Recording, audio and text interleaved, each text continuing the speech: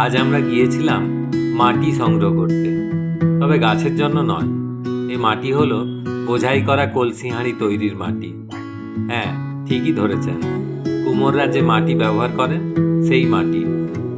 বহু প্রাচীনকাল থেকেই মানুষ মাটির জিনিস ব্যবহার করে আসছে।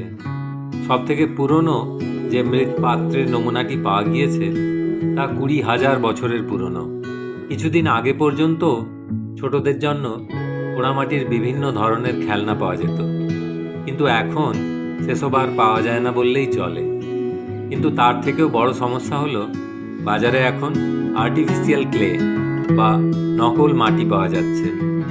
ছোটরা সেই সব নকল মাটির দিকেই বেশি আকৃষ্ট হচ্ছে এবং প্রতিনিয়ত বাড়িতে কিনে নিয়ে যাচ্ছে। এইসব আর্টিফিশিয়াল ক্লে থেকে দূরে রাখতেই আজ আমার 2 ছেলেকে নিয়ে গেছিলাম মাটি সংগ্রহ করতে। আপনাদেরও অনুরোধ করব, এই সমস্ত নকল মাটি থেকে ছোটদের দূরে রাখুন। তাদের হাতে আসল মাটি তুলে দিন। এটা ঠিক যে মাটি সংগ্রহ করা খুবই কষ্টকর কাজ, কিন্তু এইভাবে আপনাদের মাটি সংগ্রহ করার দরকারও নেই। ছুটির দিন বাড়ির ছোটদের নিয়ে পৌঁছে যান কুমোরপাড়ায়। সেখানে ছোটরা মাটির পাত্র তৈরি করা দেখতে পাবে এবং ফেরার সময় আসল মাটি নিয়ে আসবে।